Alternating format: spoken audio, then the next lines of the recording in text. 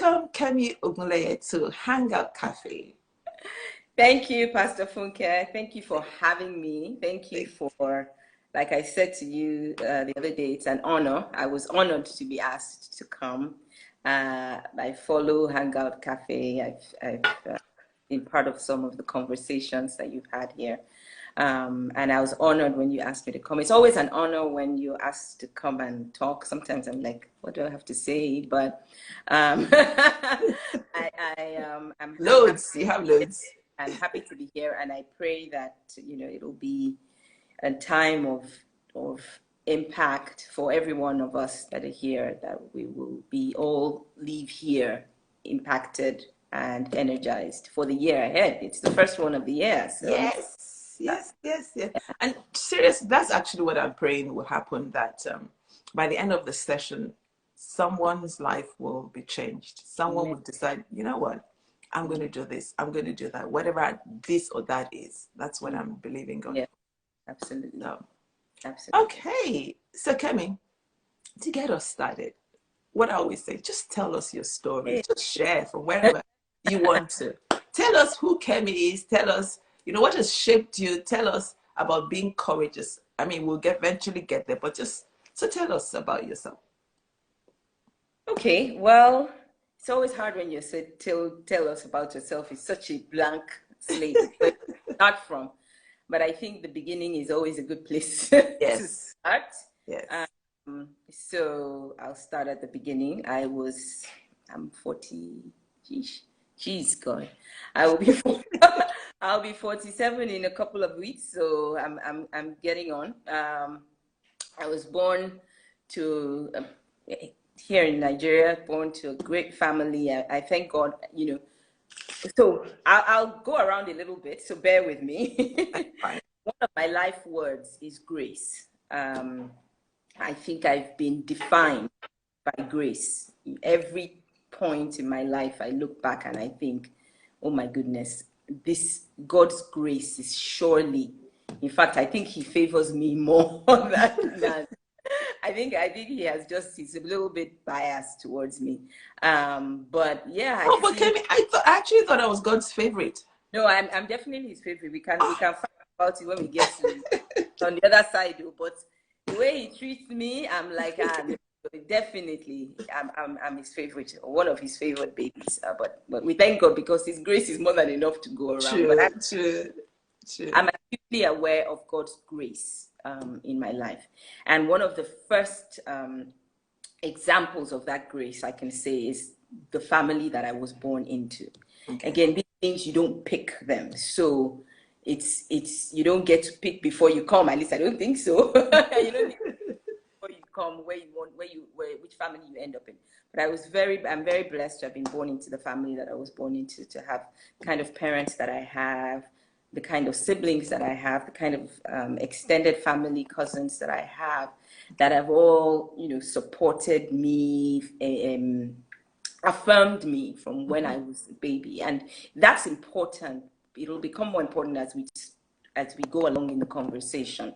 But I was really born into this cocoon where I thought, I was really the business in my home. I was made to feel like I could do anything, I could be anything. I was smart, and I was quite a precocious child.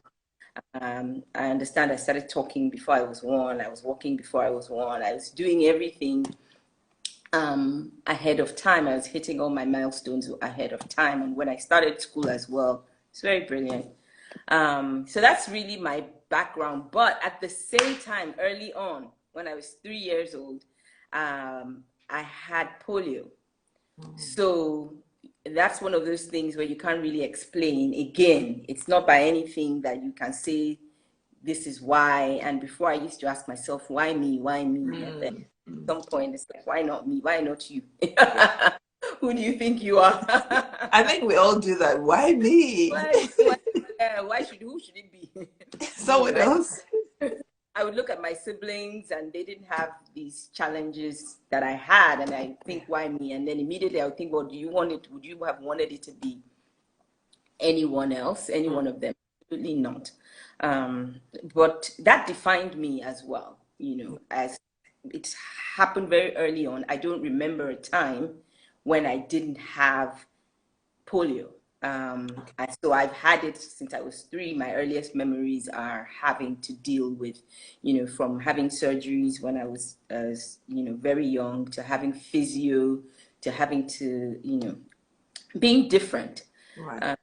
being different. And that So difference, you recognized from an early age that you were different. I did, because, yeah, I mean, first of all, you go to school, and even if, so this is going back to what I said, where at home I wasn't different. At home I was doing everything.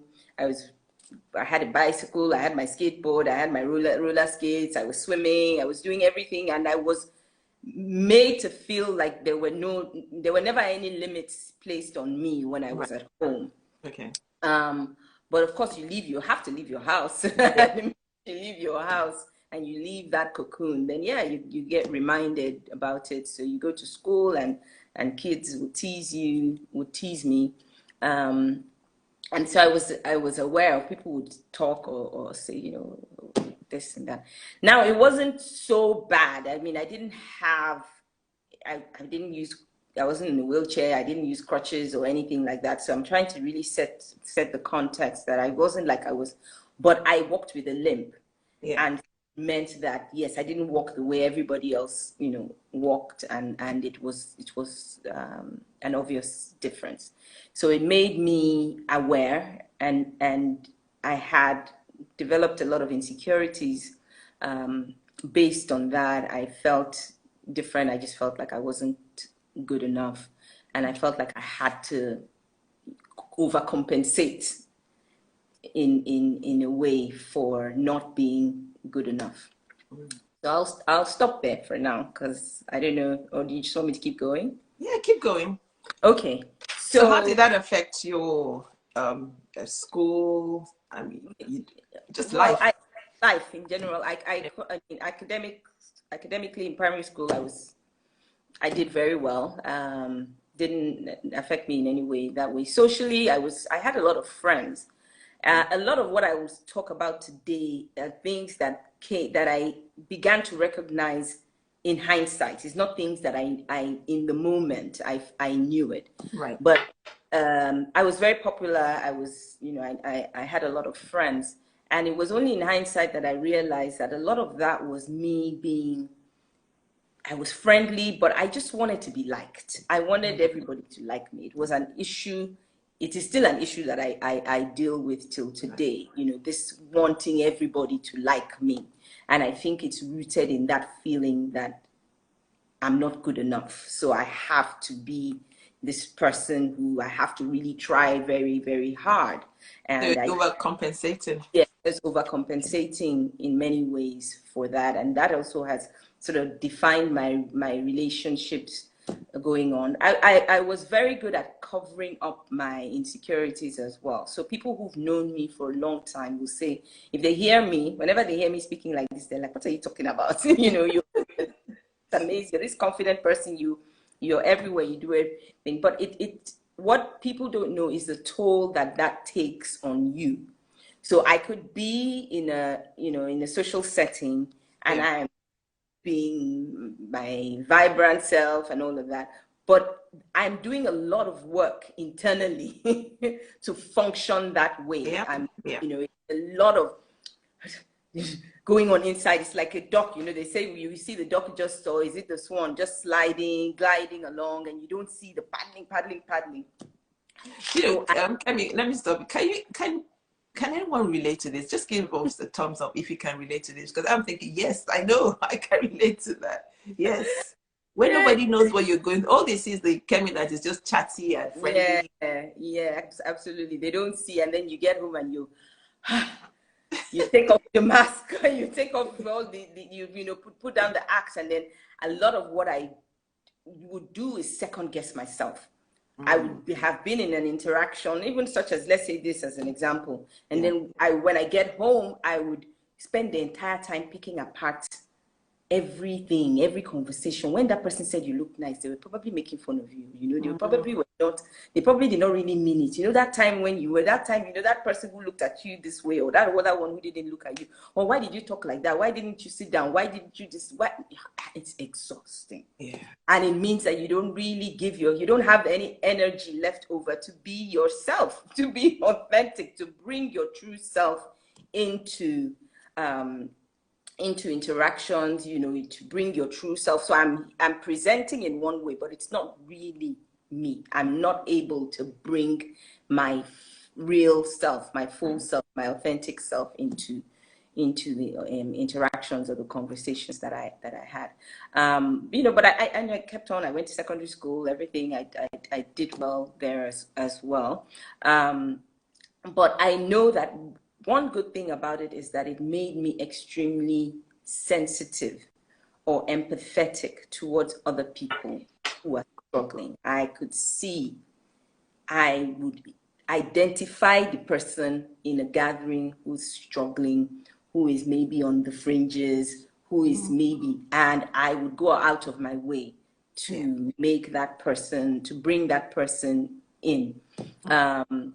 I would be the one who, in secondary school, I remember one of my nickname was Voltron, Defender of the Universe, because I would, you know, I'd be the one I didn't want to hear it. If you have something negative to say about anybody, don't bring it near me. If you have some, especially if you're talking about what people look like, because I'm like, they can't control that. If you want to comment, nobody has any control. So I just had an aversion to anybody talking about somebody in negative terms, especially in terms of what they cannot control. You know, they look like this, do this ugly. You call somebody ugly in front of me, you will see my ugly side. I mean, I'm like, you know, and I was very vocal about that, but not vocal about my own self, actually. So you could say things about me and I wouldn't speak up, but I would speak up for other people. I would speak up for other people. And it's why I started Crystallis all these years later. But we'll get there. We'll get there. I guess people thought then that, oh, Kemi was very confident.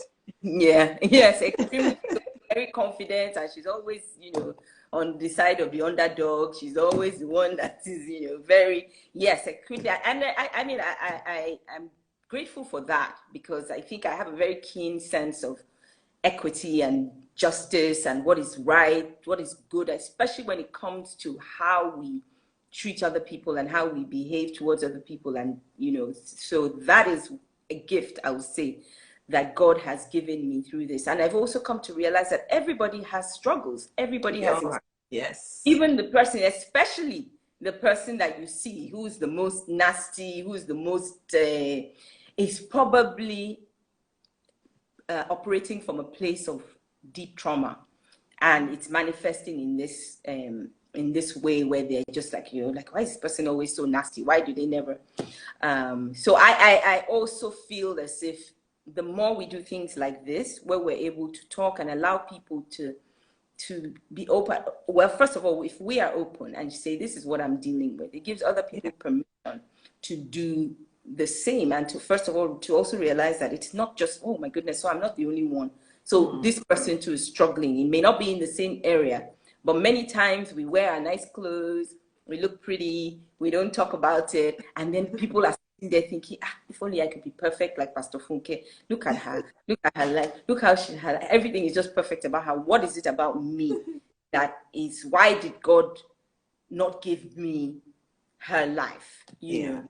And then if Pastor Funke gives you a little bit of an insight, it's like, all of a sudden you realize that, wow. So everybody has their cross that they're carrying, and it's the grace of God that keeps us and carries us.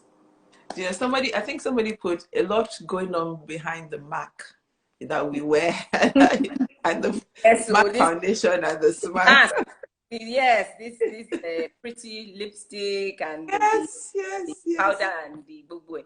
There is a lot going on there. If we could only see what really is going on behind closed doors, you know, we would be. Sometimes you hear somebody's story and you'll be like, okay, my own is okay.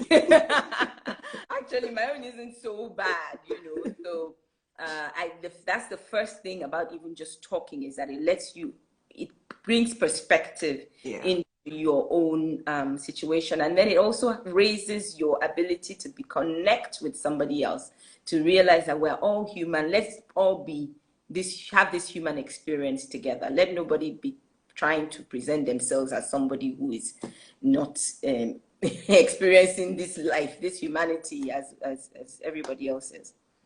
Kemi, there's something you said about even this nasty person is probably going through something. I remember there's a quote I like, which says that you're probably not responsible for your background or things that happen for you, but as you get older, you're responsible for who you become.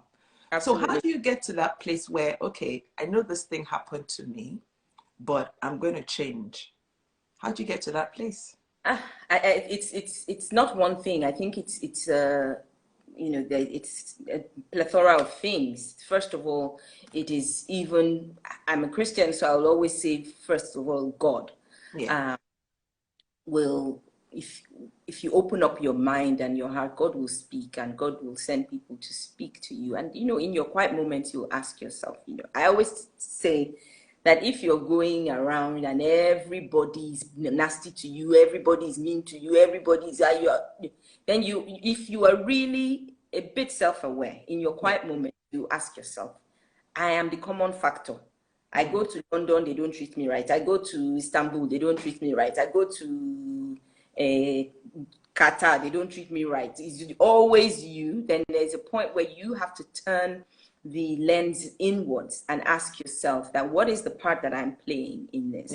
The second thing you ask yourself is, you can't perpetually be in victim mode. There is a no matter what your circumstances are, and some people have really, really, really horrible circumstances, honestly, but there is some agency that you have as well, where if it is only the decision that I will not be defined by these circumstances, that is a step to take. Okay, I'm not going to be in victim mode anymore. This is a conversation that I have with my son, and he's just 13. And you can go through life either being perpetually a victim. This person did this to me, that person did this to me, this person did this to me. Or you can say, no, I'm going to be responsible for what I get out of life and what I put in as well.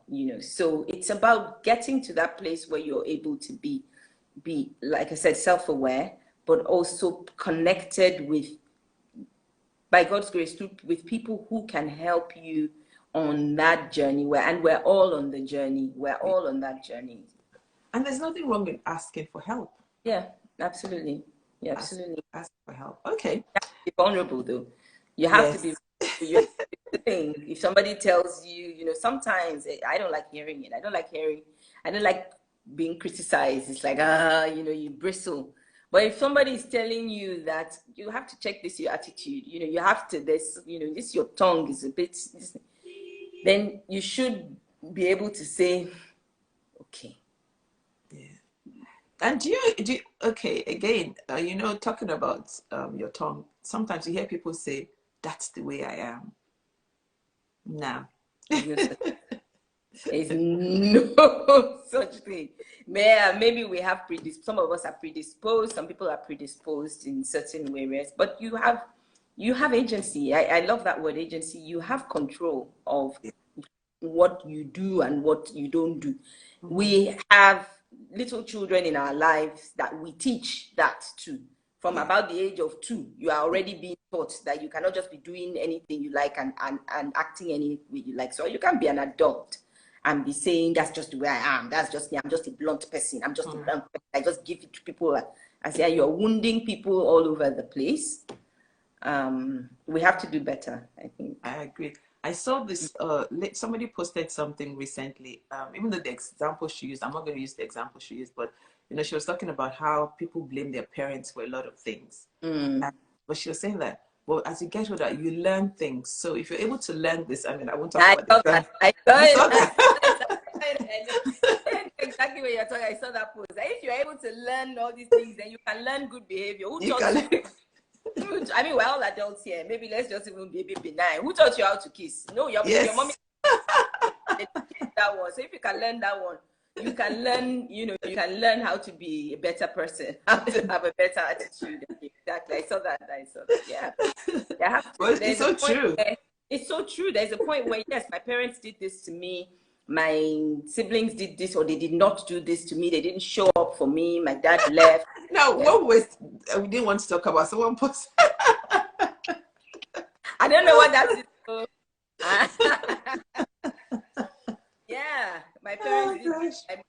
Honestly, I'm really passionate. It's something I keep saying. Even my son, from when he was about 6, 7, I don't want to hear that. Yeah. I don't want to hear that, because whatever it is that you're complaining about that somebody did not do, or your graduate person didn't do, or this person left, or this person wasn't there, or somebody did this to you, first of all, count your blessings. Yes. If you start from there, if you start from there alone, just counting your blessings, it will put you will realize that you have a lot to be thankful for. And if you focus on those things, whatever it is that you focus on is what magnifies, right? You focus on your blessings, that will magnify. If you focus on the things you don't have. There's something I read a long time ago, and it stuck with me. It says, when you are upset about all the things that you want that you don't have, spare a moment for all the things that you don't want that you don't have. Yes. Which means, you even in that, you're so blessed. Even if it's just that you woke up this morning, you got out of your bed, that you have good health, you can't pay for it, that you have good health, that you have a roof over your head, no matter what that is, that you have some food in. By the time you start counting all those ones, and I'll speak a bit freely. My son, so I'm a single parent. And sometimes I have these conversations with my son about, his dad not being in his life. And when he wants to focus on that, I'm like, why don't you focus on all the amazing people that God has put in your life? Some people they don't have what you have. They are living with their mom and their dad, yeah, but trust me, they don't have a quarter of what you have. And it's an exercise that we literally do. We used to do it more now. He's a bit older, but I'm like, let's start counting all the aunties and the uncles that you have that love you. Start. And then he starts this, uncle this, auntie this, and he's still going. 5 minutes later, I says, only you waka come. So only you waka come. Look at all the people that God has placed in you. How blessed you are. Look how loved you are. Look at all the aunties and uncles that come from all over to look for you, that send you this, that buy things for you. You're so blessed. And it's a daily exercise. So if we like I said, we do that as often as we need to. Yes, we should. And we should. It will really help. Okay, so Kemi, the post I talked about at the beginning, where you shared about how you're now learning to accept. So for those who don't know, Kemi, some people join later on. Some people know Kemi, but some people don't. Kemi walks with a limp. So talk about this post, Kemi, and talk about how you got to that place where you were so vulnerable. So I went back in preparation for this. I went back to look at that post actually, and what I remembered was it was baby steps to get to that actual post. Okay. So about 2019, right? 2019 was the first time I think I posted a picture of myself. And I went on holiday with my family, and I was on a resort, and I wore these shorts, and I posted a picture, and I talked a little bit about. So even the journey of even talking about this thing, let's even leave the going out with shorts, even talking about it. So for the longest time, I wouldn't even talk about it.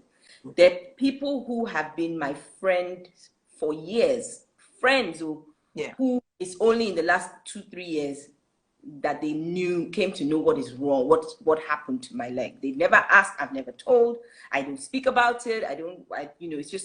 It's that elephant in the room. I just didn't want to talk about it. I just felt like,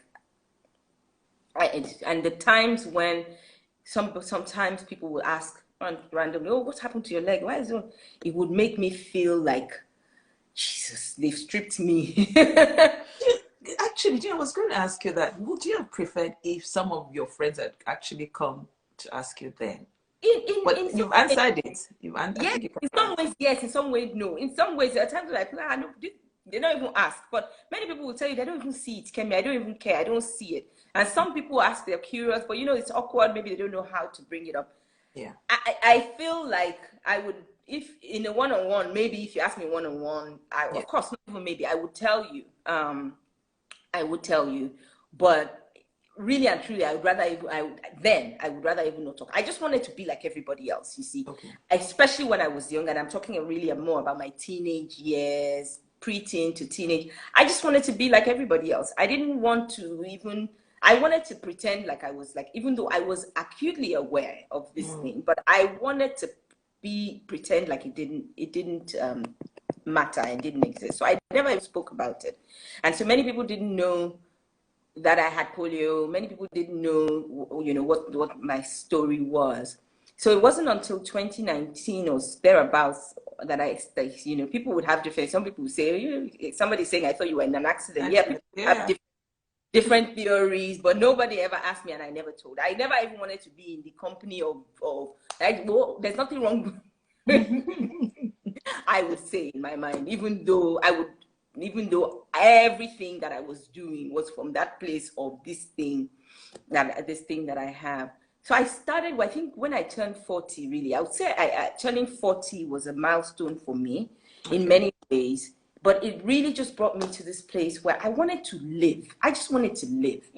I wanted to really be me. And I realized that I had been holding myself back in a lot of ways. This thing it's a physical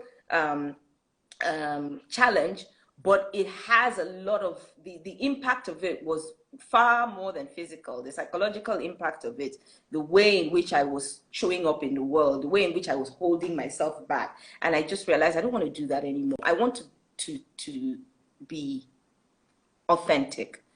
And then I wanted to do Crystallis, and I started Crystallis conversations around that time as well, because I wanted to create a platform for us to be able to talk about our stories, share our stories. And initially I was interviewing more people, but the more I interviewed people, the more I realized that, Kemi, you're not being authentic, because you're interviewing people about their own stories, but you are not, you're hiding, you're still hiding yourself. So I started talking about it a little bit in 2019. And then fast forward, maybe I did another post until I got, so it was baby steps, literally baby steps, till I got to that one that you're talking about last year. And that was me going out. So that 2019 was me on a resort. It was a secluded resort. I was with my family, my closest family. It was a bit safe for me. But this was me going to speak. I was invited to speak at an event I don't know, sometime last year, I don't remember when. And it was to speak about maybe the power of vulnerability. I can't really remember. But it was just in that moment where God said, if you are going to be, then you have to. This is the moment. This is an opportunity. Oh, yeah, go. Challenge yourself to do this. So I wore shorts to this event. Hey, Jesus. Even up to now, I think about it. But I did it. I wore shorts, and it wasn't an event where I was backstage. I was on the stage. I was speaking. I had to walk through from the back to the front, and then walk up on the podium, and then stand up there, and everybody was looking at me. And I shared a little bit about my story and what it took for me to show up the way that I showed up that day. I don't know if I would do it again, but I did it that day. And I now shared a post about it, really because the thing for me is that one of the things that I saw was missing for me growing up was that I never saw people who looked like me, who had my own story. I didn't see them on TV. I didn't see them in the limelight. I didn't see them. So it contributed to my feeling of not being good enough, because everybody that I saw on, either TV or in the magazines, or even just the people who were celebrated in society, none of them had these struggles. Yeah. And so I realized that representation matters. It matters. It will matter to somebody to hear, and the person may be 8 years old, she may be 12 years old, she may be 22 years old, but it will matter that I did this, I hope. Yeah. And if only for that one person, I will do it so that they can see that it is possible to thrive even when you are a little bit different. And that difference sometimes, I don't know what, for some people it may be that, oh, I stutter. For some people it may be that, Yes. I'm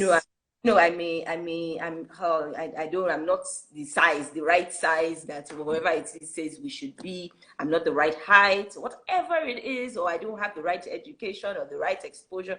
All those limiting beliefs that we have.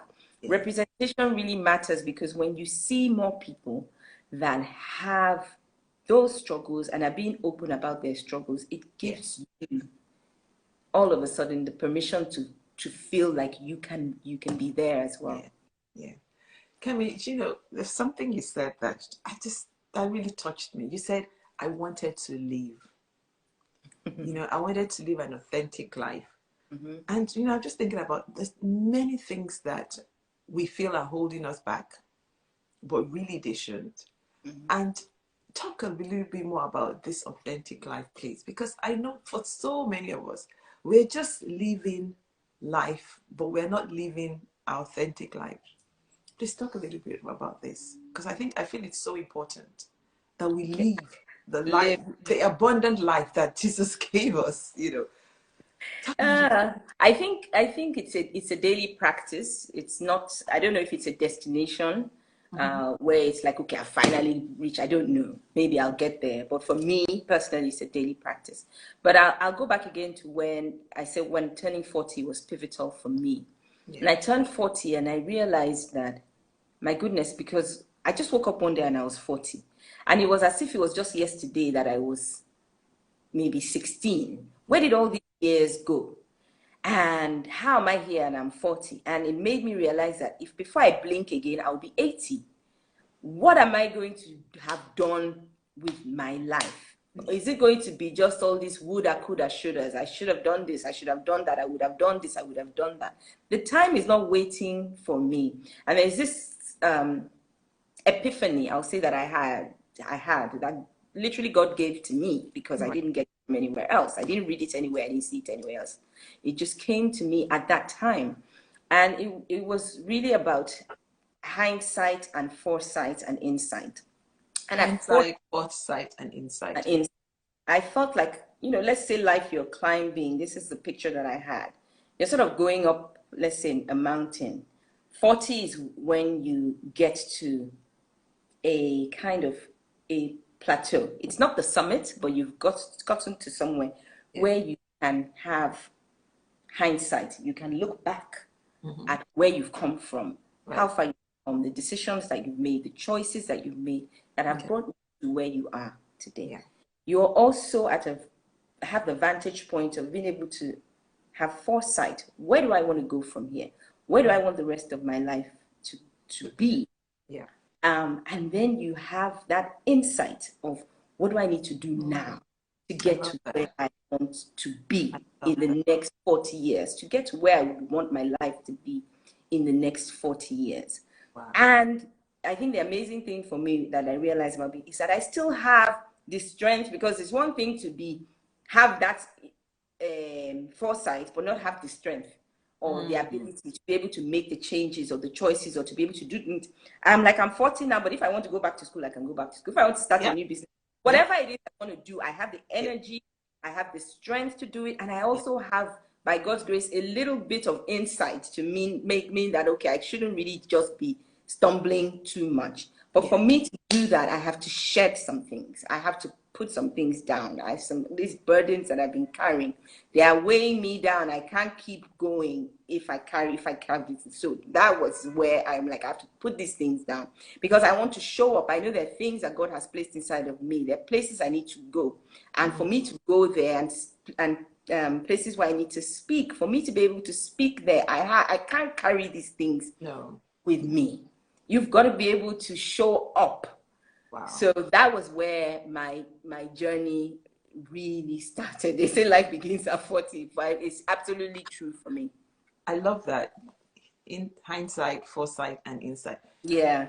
Folks, you've got to watch this again, because that is so important. So important. It's a magical place to be able to look back look forward and have the wisdom and the clarity to be able to make choices. So that's insight. That's exactly what insight is. You're able to look, be introspective. You're able to ask yourself some questions. You're able to get help where you need help, get resources where you need resources, whatever support that you need to say, okay, this next, because I was like, 40 years have gone. Before I know it, I'll be 80. That's true. Thinking, hey, I should have done this, I should have done that. That book I wanted to write, that show, and that's how, when after that I launched Crystallis. It had been in me for so long to do certain things, and I hadn't done them. When am I going to do these things? Do it now. Exactly. Do it now, and they're baby, like Kemi said, baby steps. Yes, literally baby steps. There was something you said when we had a pre-session. You said that. You used to say, I'm a background person. Let's talk about that. You're a background person. And I remember saying that a lot of us, could that mean that a lot of us, or people who say they're introverts, they're not necessarily introverts, but it's because of these issues that we have that make us say, I'm an introvert. Oh, I don't like the food. I don't like the limelight. I like the limelight. I don't like that. It's possible. It's very, at least it certainly was for me. And I was saying to you during our pre-call that for the longest time I operated under the radar. And I had convinced myself that that was my where I was supposed to be. That was my gift, Yeah. I remember, actually, I didn't say this to you. When I first moved back to Nigeria, I worked for a magazine. When I say moved back, this was 2005. Okay. I worked for a magazine called True Love. And it was, it was a new magazine, but it quickly became one of the biggest women's lifestyle magazines in Nigeria. And I was, part of the team, this founding team. And my boss at the time, amazing woman, Bolata, she saw so much in me. And she used to tell me, you're going to be the editor of this magazine. And I was, no, I'm a background person. No, my job is to, to set everybody else up to be in front. I set everything up, I write well, I do all these things well, but it's so that other people can shine. That's my gift. I'm a background person. I don't want to be. I say I have no such ambition. And I used to tell everybody that wanted to listen, I don't have an ambition for greatness. I don't have an ambition for greatness. I'm a background person. How can you be going around in this world confessing? And then I realized that these were my insecurities speaking. These were my this is again my sense of not being good enough. Right. That's driving all of this. I felt like I had no right to be in the limelight. Who's going to want to see me in the limelight? Who's going to want to see me who wants to see somebody who looks like me in the limelight? So let me be in the background and push other people forward. And I really felt I had believed this lie that is my gift. But I started to study the word and realize that you're a city set on a hill. A city, it cannot be hidden. You are a light, and every one of us is called to operate in that position of being a light. How can you be a light and say that you want to be under the table? Which light works from under the table? Which light works from? It's literally there in the Bible. So none of us. Now that doesn't mean that everybody is going to be president or everybody is going to be. But in every area that you are, whatever your sphere of influence is, you are called to shine in that place. You are called to be the light, and you cannot be a light and be in hidden. It's not possible. It's not. So if you are hearing yourself saying that, then you know that that's the voice of the enemy. It's certainly not the voice of God. And it took me a while. And I'm not exactly saying that I'm fully, every time I have to do this, I think I told you, even with Crystallis, every time I have to do that, it's still nerve-wracking for me. Every time, when the event that I had to speak at that I was talking about earlier, that was a physical event. I had to stand up. It's nerve-wracking. But you know that what you are called to do is bigger than your fear. Yeah. So if I'm going to define courage, because we're talking today about the courage to be, I don't think courage is the absence of fear. No. I think courage is just that ability to be able to move forward even in the face of fear. Yeah, the fear is there, you feel the fear and you do it anyway. I call it, you proceed while petrified. Every step of the way, it's like, God help me. But but the other thing though that I have to say is that whatever it is that you do and you practice, you get better at. Yes, you do. You do get better. Yes. So it is, yes, you may never be, and I don't know anybody. I follow so many people who I admire, from Oprah Winfrey to Michelle Obama to, and they all talk about this fear. Yeah. None of them is like, oh yeah, man, I got this. I got not a single one of them that I have read, whose biographies I've read, whose stories I've listened to. Everybody is saying the same thing. But the more that you do it, the more that you practice showing up, whether you are afraid or you're not afraid, I'm better at it. I can say that I'm better at it now. My voice doesn't shake as much. My hands are not, I literally used to shake before, and I would have nausea before any event where I had to speak in public. I don't have that anymore. So it does proceed while petrified, and you have to practice like any other thing that you practice. If you continue to tell yourself that you are practicing being afraid, you will get better at being afraid. Yes. You get better at being petrified by fear. If you practice moving forward and showing up and being yourself and being authentic, it's inevitable you will get better at it. Yeah. And I mean, one thing that helps me is I see myself the way I have a vision of where I want to be. I see that in my mindset, and this is what's going to happen. That's what's going to happen, and that helps.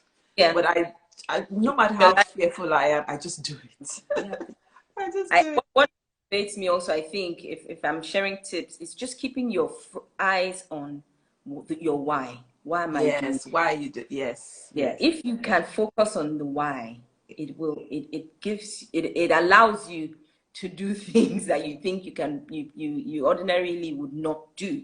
Yeah. Your why, why am I doing this? I do this. Why are we here today? Because we pray that there's somebody here that needs to hear what we are saying, that needs to hear our stories, and that if it's just one person that this helps, then it's worth it. Yes. So that's why I do it. That's why I push ahead. Yes. Talking about why, one of the other things we talked about when we had our pre-call was understanding and knowing your value. Knowing that you're worth it. There was a price that was paid for you. So can we talk about that a little bit? Again, it is a journey of coming from, it's ironic because I came, like I said, from a background, from a family where I was highly prized, highly valued. Wait, Kemi, let me stop you there, because I remember when we had this, I thought, sometimes people always say that, oh, it must be your background, your family, maybe they didn't show you value, but it's not necessarily true. It's not necessarily. Again, this is why everybody first of all has to take personal responsibility for themselves and for the paradigms through which you operate or live your life. At some point, you have to take responsibility for that. So some people, yes, it's your maybe your family, you did, but for some other people, it wasn't. In my case, certainly wasn't. I came from a family where I was always told. In fact, if my mother would tell me, "You're so beautiful," and because I was my mouth was very sharp. I would say to her, of course you would say that. That's what you're supposed to say. You're my mom. If you don't think I'm beautiful, then there's a problem. But it's not what you think. Outside there, nobody's telling me that I'm beautiful. I'm only hearing it from you. Yeah. So, I was, what's the word I'm going to use?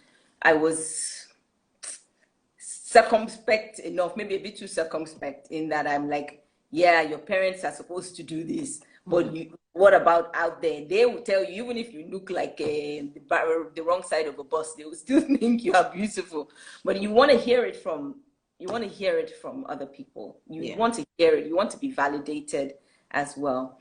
So for me, I had to get to the point where my validation, my quest for validation was not coming from external sources. Whether my parents, they did their best, their siblings, they were validating me. It still wasn't enough, you know. And then you are saying it's only when people externally validate you. When they validate you, will it be enough? If you yourself don't believe it for yourself, if you don't start believing it for yourself, then it doesn't matter what anybody tells you or what anybody doesn't tell you. So I had to do this work on myself, and it was work. I sometimes you hear it and it sounds corny, but I will have to stand in front of the mirror and say positive things to myself. And now I've got to the point where I can look at myself in the mirror and say, yeah, girl, wow, bad now. Bad, Rara. Bad, Rara. Now I'll look at myself and I'll give myself again, anybody who's listening that knows me will be like, really? Because nobody would ever know this part of me. But yeah, I avoid looking at myself in the mirror. I used to. I would avoid, seeing picture. If I see a picture of myself, the first thing I zone in on is everything that is wrong with me. I see whether it's there or it's not there. I can see. I look at how you look like this. I look at how your shirt is not straight. And in the mirror, the first thing I would see was all my perceived flaws. But I had to start looking at myself again and really, really spending time and saying, no. You are, look at you. Look at that pretty smile. Look at your pretty, look at your pretty nose. Look at you. Look at this. Look at that. It was only then that I could believe what other people were saying to me. Because like I said earlier, even when people told me that if I go out and people look nice, I convinced myself that either they're just being nice, people are nice, or they are even making fun of you. They are saying you look nice, but actually they are making, that's craziness, But it's understanding internally for yourself that you have value. You are such a masterpiece. That's what the Bible calls us. Yes, a masterpiece. If you take time to even to understand what that word means, that you're a masterpiece. Look at you. Everything is working. All the parts are working. Even if they are not 100%. Do you know what it took for all of this to come together to form you? Yeah. For you to, then you tell yourself and tell yourself and tell yourself, and then it changes how you see yourself. It changes how the world sees you, and it changes what you're able to receive. Because for a long time I was looking for this love in all the wrong places. I was looking for this validation in all the wrong places. I was thirsty for it. I was thirsty for it, and like a basket, you're thirsty for it, you're looking for it in all the wrong places, but when you get it, it still doesn't satisfy. So I had to, it's an internal job, it's an internal work, it's something that you have to do with yourself, that God will help you to do, but it's between yourself and God, really. And it's so important what the words that we say about us, speak to ourselves. It's so important. Absolutely. If you keep putting yourself down, then like you said, you're not going to get better. Yes. I'm beautiful. Oh, look at me. Fearfully and wonderfully. I'm a masterpiece. Sounds like, when I used to hear people say they did before, I was like, what is that? Can it work? Or you're even trained. That's the other thing. A lot of women are trained to be demure. It is part of our socialization. Yeah. We're not supposed to be, you are supposed to be meek like this. And we've totally misunderstood what this meekness means. Yes. So we are trained that you are not supposed to be. How can you be looking at yourself and saying I'm beautiful? How can you be looking at yourself and saying, look at you, fine girl? You are meant to be. When people even say you look good, you are meant to say, no, not this. When somebody says, I like your necklace, you're supposed to say, this ordinary necklace, I just bought this thing. Please, Kemi, talk about this, because we do that all the time. We do that all the time. Minimize the compliment immediately. Somebody says your necklace is nice. I just bought it, so it's very cheap. I just bought it for $5. Who asked you? Just say thank you. I had to learn, because it was my default mode. Yeah. Once you pay me a compliment, immediately I will minimize it. Immediately. And a lot of us are like that. We've been taught that that's what it means to be a good woman, is to, you just sit down and then you don't affirm yourself at all, because if you affirm yourself, then you are vain. If you affirm yourself, then you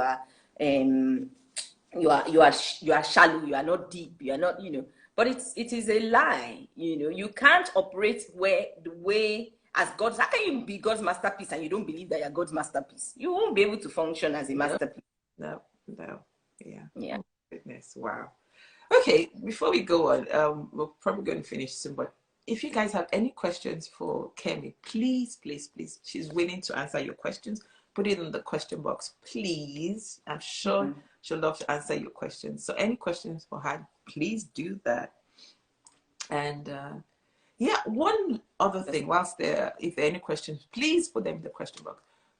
Kemi, I remember when we had a pre-call, you said something. You said you prayed when you were younger for God to heal you, and He never did. So talk about that, because there are people who are going through things, and they're, like the scripture that says, Paul said he prayed to God to remove the thorn. Talk about that. I remember the first time I discovered that scripture in the Bible. I must have been maybe about 15 or 16 years old, and I was like, wow. So there's somebody else in the Bible that because essentially in the Bible, what you read about is, even if it takes a long time, God always did it in the way that we assumed He should do it. People were waiting for a child. Eventually, God gave them a child, even if they were waiting for a long time. Jesus healed everybody that He came across. So when I saw that scripture of where Paul said that he prayed and God said no, it was a revelation for me. It was a turning point for me, actually. I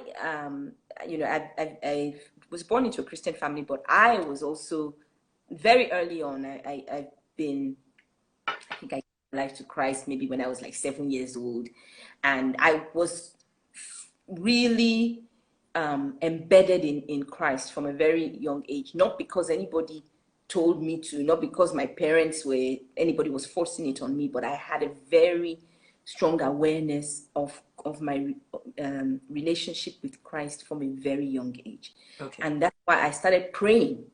I really felt like I can pray about something and God will do it for me. And this was from a young age of 7. I believed it. Right. And I would go, everywhere, every watch night service, I would pray that this year, my leg, God is going to heal it. I would pray and I would believe it with faith, and it will not happen.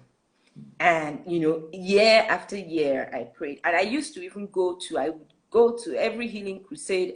If I hear it on the radio, I'll tell my mommy that they're doing healing crusade somewhere. Oh yeah, I was one who would tell to let's go. I will go, I will pray, and I really believed that God was going to heal me. And He didn't. Year in and year out, there was no healing. Didn't come. Healing didn't come. And like I said, until I saw that, I stopped praying about it when I saw that scripture. And that scripture goes on to say that because my strength is made perfect in your weakness. And I believed that. I started to think, well, this is God's will for me, because He certainly has if He just does like this thing will be healed. Yeah, if He hasn't done it, then this is His will. And that actually there may be a purpose. I didn't articulate it like that exactly when I was 17, but I knew that I laid aside that thing of praying about it and praying that I would be healed, and just leaned into the idea that His strength will be made perfect even in this thing that I see as a weakness. And it is the same thing with the scripture. Somebody's asking what verse is that. It's in 2 Corinthians. Hey God, I should know this too. 1 Corinthians. It is one of my It's 2 Corinthians 12, I think. Yeah. Okay. Somebody will drop it for us in there, I'm sure. 2 Corinthians 12. Yeah. Can somebody? 12:9. 12:9. Yeah, 2 Corinthians 12:9. Because God says, because my strength is made perfect in your weakness. And this is why everything that we have, and each one of us, our weaknesses are, we don't all have the same things, the same struggles or the same issues, but it's in those struggles that we have that God's strength will be made manifest in our lives for everybody to see. Sometimes it's by him sorting it out. Sometimes by him giving us the strength to keep going even in spite of it. And people are looking at you and thinking, how is she doing it? And that every time somebody asks you, how are you doing it? And you say it is God, then that is God's strength being made perfect. That is God, an opportunity that you've had to point somebody to God in your life and what God is doing in your life. So isn't that amazing? Like the very thing that is a challenge for you, God gives grace for it, and then people look at you and wonder, how are you doing it? And it turns around for you with you pointing back to God and say, it's only it is. Yes, this could only have been God. Okay, let's take some questions. Please, how do you get someone to say that they can be so much more, but they keep mixing up contentment with complacency? They feel like you're pushing them too much. That's a great question, actually. Where is the line between complacency and contentment? Because the Bible does tell us to be content, whether you are base or you abound. We've learned how to be content in whatever circumstances. I think it's a place that the person has to come to for themselves. You as an external cannot force somebody to come into a revelation. And who knows whether it's complacency or contentment? Who knows? You may not know as an external, looking at them externally. There are people that maybe would have thought, why did you give up? You keep praying that God will heal you. Keep praying that God will heal you. Maybe you have become complacent. Maybe you do. And it's possible that's another perspective. But this is my choice to be content and to live fully in this under these constraints, what somebody else may think. And for somebody else, maybe I will not stop until God heals me. I believe that I see this in, and there's nothing wrong with that either, as long as it's not keeping you from living. But if your faith, if you believe that this is what God has promised you and you hold on to it, more power. I don't know what the specific circumstances are that this person is speaking about, but I think, again, depending on who the person is to you, whether it's your child or your sibling, or it will be your approach will be different. But just speaking life into the person rather than maybe speaking, sometimes we nagging somebody and we think we are speaking life, but you're just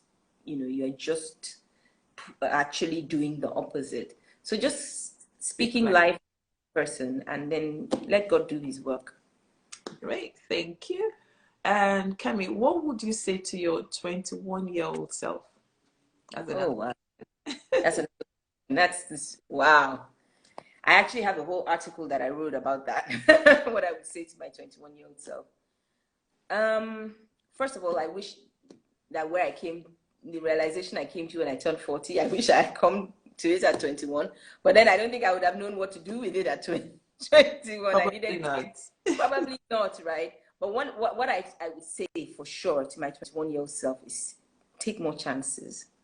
Take more chances. I think I was too timid at 21. I think I was too timid. I was too afraid of making mistakes. I was too worried about what everybody would say. My life was shaped by what they say. What will they say? That's what I would say to my 21-year-old self. Just be bolder. Be bolder. Even if you make a mistake, believe that God has you. But you can't. I held back from so many opportunities that were presented to me that I held back from because either I was afraid of whether it would go wrong, or I was afraid of what people would say. It's amazing. I was thinking about our conversation today, and one of the things, well, actually, since I think towards the end of last year when I started reflecting, and I've turned down a few preaching or speaking engagements because I just felt, what will I say? I'm not good enough. Why are they calling me to be on that platform? And it's so, when I think about it now, it's sad. But I guess you learn from that and know that, hey, for them to have called me, then they must know that, oh, she has something to say. But then a lot of us, we do that. Yeah. We hold ourselves back. We're not bold enough. We don't want to Yeah, take. there are so many opportunities that I've turned down, so many opportunities that I wasn't bold enough to go hard after, even to tell myself that this is something I want. Even my internal dialogue, monologue with myself, I wasn't able to admit to myself that it was something that I wanted, much less be able to go for it. Yeah. I have to give myself permission to have big dreams for myself. If I say I want to reach the world, I want to be on the world stage, I can say that now, and it's in the list of things that I want to do. I want to be. It's something that I wouldn't have been able to say to myself even a year ago, because I felt like I'm now reaching that you're reaching too much, you're reaching too much. But you have to understand, like you said, that if first of all, if God puts it in your mind, then it's something that He probably desires for you. And secondly, when I was saying at the beginning that I would look at my polio and say, why me, why me? And God started saying to, why not you? Is in the same way that why me on the world stage? Why not you? Why not you? We always think other people are better equipped with that person. I mean, or you say, I don't speak well, I don't do this, I don't. Yeah. I'm not as this, I'm not as that. Why not you? If they've invited you, then why not you? Yeah. In the same way where you can look at yourself and say, oh, if you can accept that, you have challenges, then why can't you accept that you have grace for greatness? Yeah. Wow. Okay, there's a question I saw. How important has family support been through the process of speaking more about your insecurities? Okay, that's a great question as well. It's been my family and my lifeline to date. My siblings, my mom is late now, but my dad, my siblings, my cousins. I come from a very close-knit family. Anybody that knows me immediately knows that, my family is everything to me. And God has been good to me, because my family has now come to include my friends. I have the most amazing friends. I have family who are friends, and friends who are family, who have become family to me. And they are the ones who, first of all, saw in me what I didn't even see in myself, and who kept on and continue to tell me, the things that they affirm me. So sometimes they're talking, I'm like, is it me people are talking about, or somebody else? So yeah, they've been great at supporting me through this journey. I have to say there are things that post that I wrote that you referred to, I wrote it and then I ran away from Instagram for a few days. I was like, what have you done? You have put yourself, every time that I talk about this, I feel so vulnerable. And I have what I've come to call sharer's remorse. Which is, you share your personal story, and it means you are vulnerable. You are really allowing people to see parts of you that you ordinarily would keep, and leads you to feel extremely, or me, I feel vulnerable, and I feel like, why did I do that? Remorse, yes, sharer's remorse. I feel like, oh my God, I shouldn't have done that. Everybody's going to be looking at me like either they're looking at me with pity, or they are looking at me thinking I'm seeking attention. All this tape, it plays in your head. Even as you are dealing with one set of narratives, that you think you've dealt with, then another set starts. And then the tape that plays in my head mostly now when I want to share is a hand. It will say she has come again. She's the only, you are the only one, Abby. You are the only one that has a story. You are the only one that has something to say. You are talking too much. Nobody wants to hear all this. It's always going on, blah, blah, blah, blah, blah. But my family are always there to tell me that it matters. What you're doing matters. My friends are there to tell me that it matters and what you're doing matters. Don't worry about whatever you're hearing in your head. Shut that tape down. It matters. Keep going. And we want to tell you now, because maybe at the end of this, you now have sharer's remorse. Probably. What you share today matters. Seriously, it does matter. Okay, one last question, and that will be it. How have you dealt with whatever you consider to be the most challenging period in your life? Practical ways, please. God.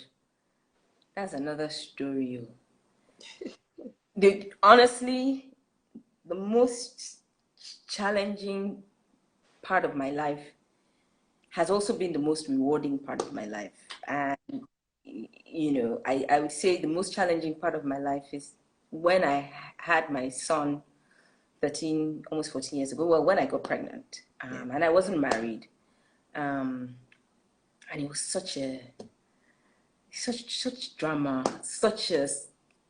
maybe not, it was such a lot. It was a lot for me. Like I said, I was a Christian from a very young age. So when I wound up pregnant, a lot of people were like, how? You. And I felt that deeply for myself anyway. I really felt like I had let God down. I had let my family down, let my church down, let everybody down. And then I was dealing with all of this and dealing with my son's father. But it was very clear almost immediately I had my son that I was going to have to do this alone, And that was the biggest challenge. I never planned to be a single parent. I don't know if anybody plans it, maybe, but I certainly didn't plan it. And it has been such a roller coaster journey from constantly worrying, am I going to be able to provide for this child financially?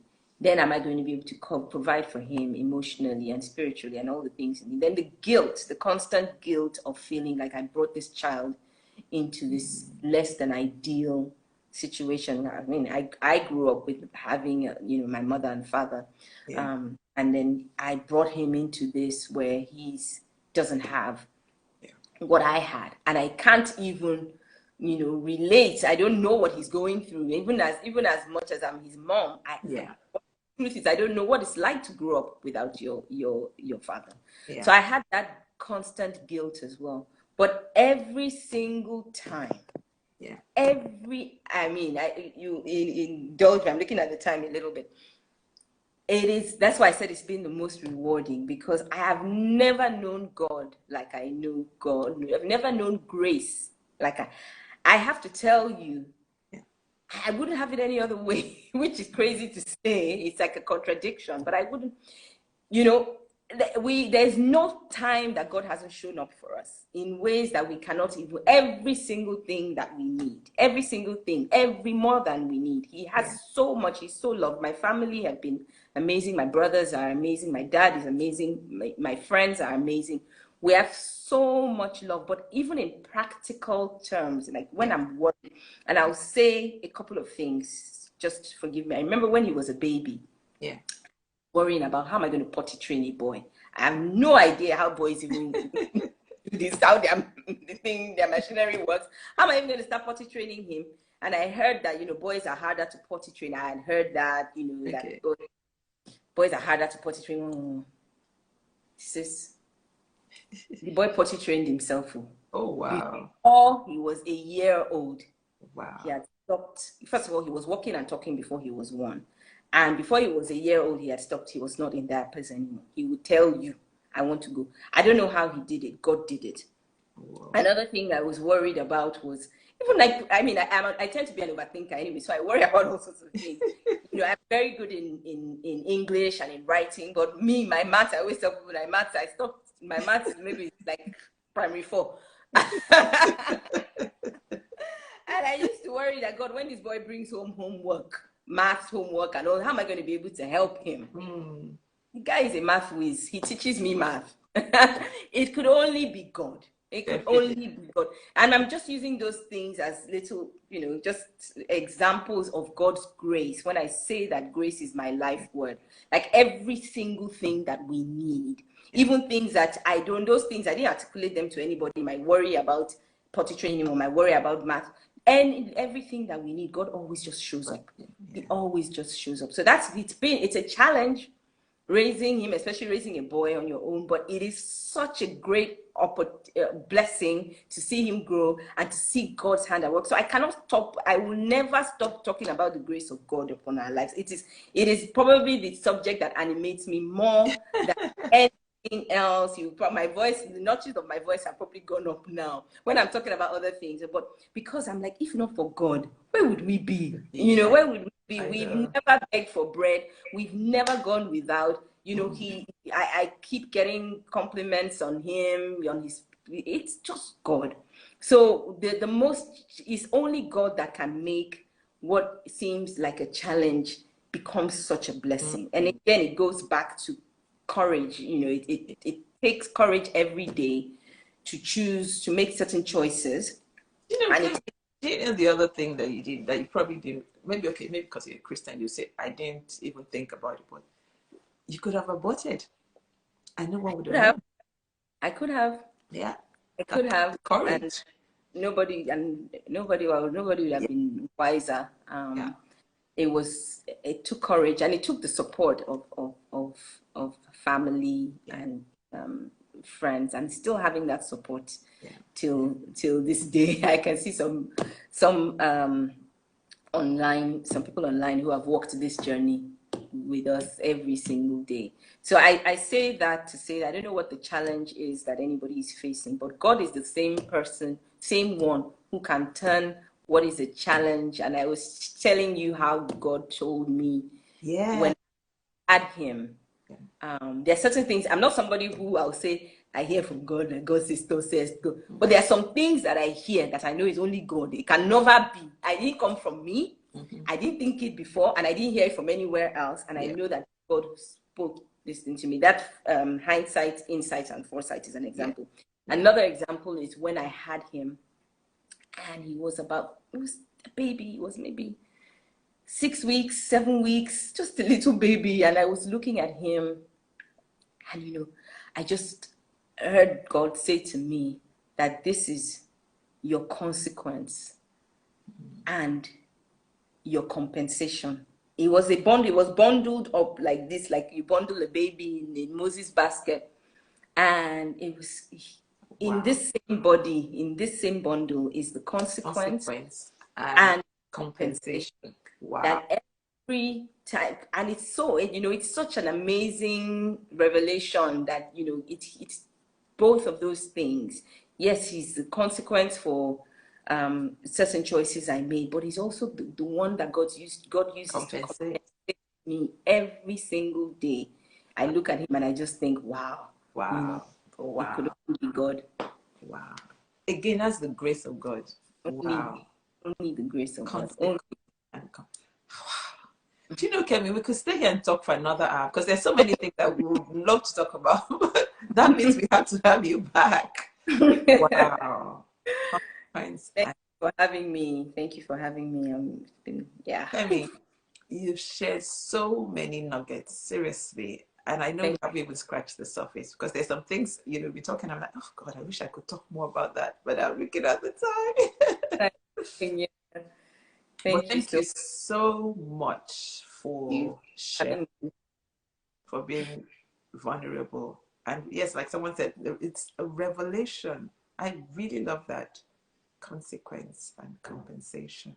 Only God. And it made me realize or have a real understanding of what it means when you say God is the lion and the lamb, the Alpha. Yes.